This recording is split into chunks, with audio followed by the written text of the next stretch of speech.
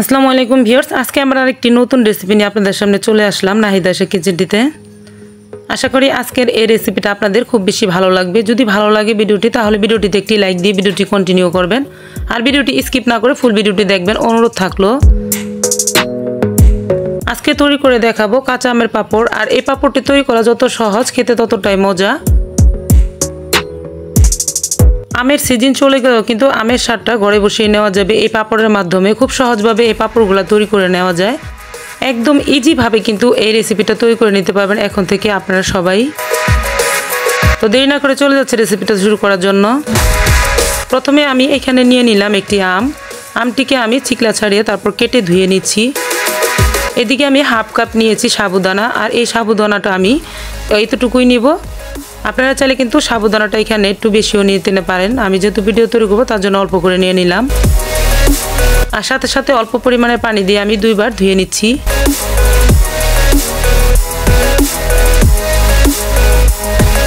এতে করে সাবুদানার এক্সট্রা ময়লাটা কিন্তু চলে যাবে যদি কোনো ময়লা থেকে থাকে।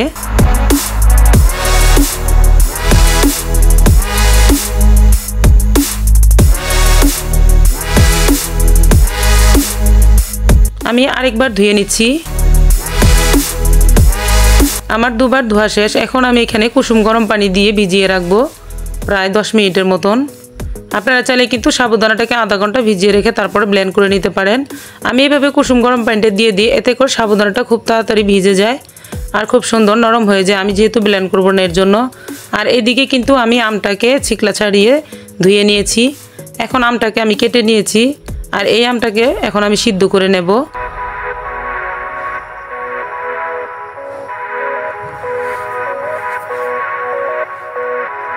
আমটাকে সিদ্ধ করার জন্য একটি পাতিল নিয়ে নিলাম, পাতিলে দিয়ে দিলাম আমটা, আর অল্প কিছু পরিমাণের পানি দিয়ে দিচ্ছি আমি প্রায় 1 কাপের মতন। আর এইটুকু পরিমাণের পানি দিয়ে কিন্তু আমটা আমি সিদ্ধ করে নেব।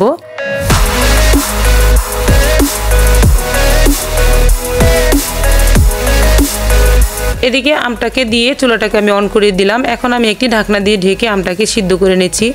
আমটাকে সিদ্ধ করতে প্রায় আমার 6 থেকে 7 মিনিট সময় লাগবে। ঢাকনাটা দিয়ে দিলাম। 6-7 মিনিট পরে আমি আপনাদেরকে দেখিয়ে দিচ্ছি।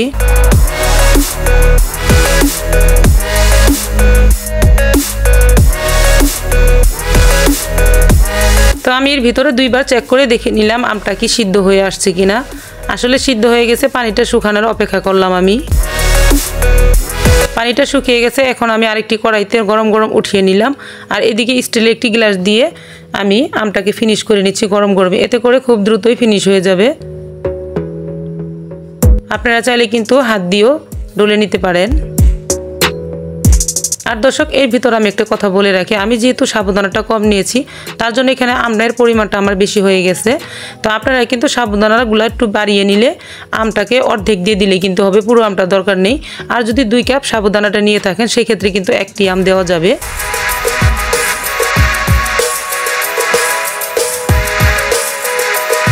আমগুলো কিন্তু এখানে আমার ফিনিশ করা হয়ে গেছে। এখন সাবুদানাগুলো আমার যেটুকু আমি রেখেছি সেগুলো আমি দিয়ে দিচ্ছি।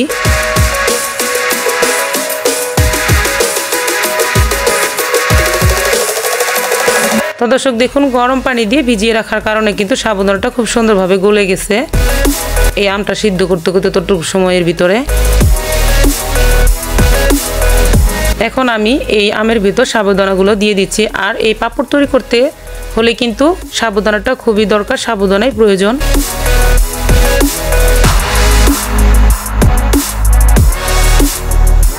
তো দিয়ে দিলাম আমি সাবুদানাগুলো। এখন এই 4 কাপের আমি 2 কাপ পানি দিয়ে দিব সাবুদানার ভিতরে। এখন আমি 4 কাপের 2 কাপ পানি দিয়ে দিলাম। এই 2 কাপ পানি দিয়ে খুব ভালো করে সিদ্ধ করে নিতে হবে, যেহেতু সাবুদানাগুলো এখানে কাঁচাই দিয়েছি, আমি ফুটিয়ে নিয়ে নিই। তো হয়ে গেছে 2 কাপ পানি দেওয়া। এখন আমি হাত দিয়ে একটু কচলিয়ে নিচ্ছি ভালো করে, যাতে আমের সাথে সাবুদানার সাথে খুব সুন্দরভাবে মিশে যায়।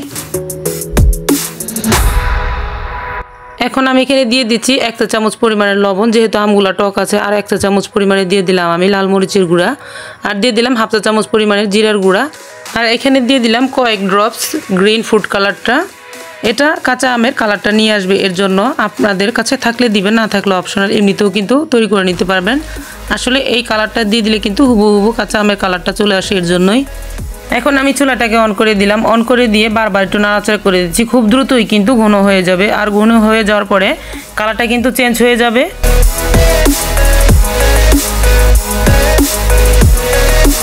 আমি কিন্তু অনবরত নাড়াচাড়া করতেছি, এর ভিতরে কিন্তু কালারটা চেঞ্জ হয়ে গেল আর ঘন হয়ে আসতেছে, দেখেই কিন্তু আপনারা বুঝতে পারতেছেন।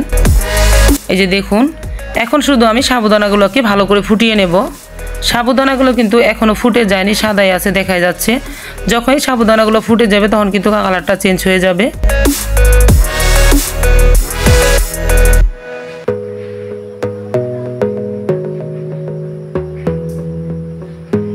এখন দেখুন সাবুদানাগুলো কিন্তু আর সাদা দেখা যাচ্ছে না, খুব সুন্দরভাবে ফুটে গেছে।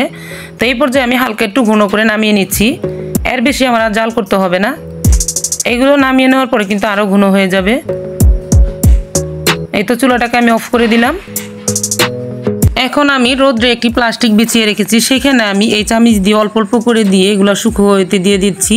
আপনারা চাইলে কিন্তু রাত্রে ফ্যানের বাতাসও শুকিয়ে নিতে পারেন, আর এগুলো শুকাতে কিন্তু 2 দিনের মতন টাইম লেগে যাবে। আর দর্শক, যখনই এই চুলা থেকে সাবুদানাগুলো নামিয়ে নেবেন তখন হালকা ঠান্ডা করে তারপরে কিন্তু এগুলাকে রোদ্রে দিতে হবে, মনে রাখতে হবে। তো সবগুলো কিন্তু আমি এখানে এইভাবে শুকা দিয়ে দিলাম। এখন শুকিয়ে নেওয়া শেষ। তো দেখুন শুকিয়ে নেওয়ার পরে পাঁপড়গুলো আসলে কতটা পাতল হয়েছে, একদম পলিথিনের মতন কিন্তু পাতল হয়েছে এই পাঁপড়গুলা, দেখেই কিন্তু বুঝতে পারলেন। আর পাঁপড়গুলো কিন্তু ভেঙে যায় না, সাবুদানা পাঁপড়গুলো কিন্তু ভেঙে যায় না। তো দর্শক, এখন কিন্তু এগুলাকে আপনারা একটি এয়ার কন্টেইন বক্সে রেখে সারা বছর জুড়ে সংরক্ষণ করতে পারেন, তবে কিছুদিন পর পর রোদ্রে দিতে হবে। এখন আমি এগুলোকে তেলে ভেজে নিচ্ছি।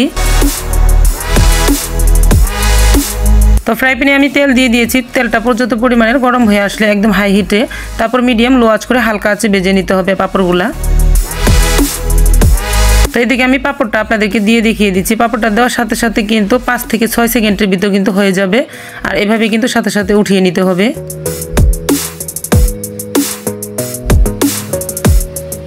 পাঁপড়গুলা ভাজার সময় কিন্তু নরম মনে হবে, কিন্তু সাথে সাথে উঠিয়ে নিলেই শক্ত হয়ে যাবে।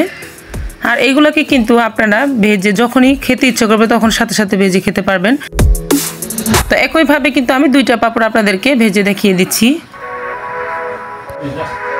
তো দর্শক, পাঁপড়গুলো কিন্তু দুটোটা আমার ভাজা হয়ে গেছে, একইভাবে আমি সবগুলো ভেজে নিলাম।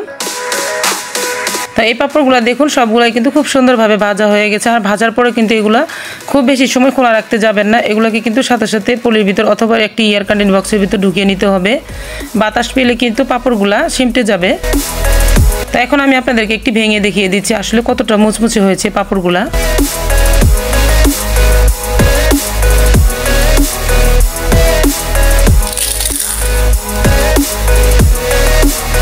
দর্শক, আপনারা হয়তো শব্দ শুনে বুঝতে পেরেছেন যে আসলে পাঁপড়টা কত সুন্দর মুচমুচে হয়েছে।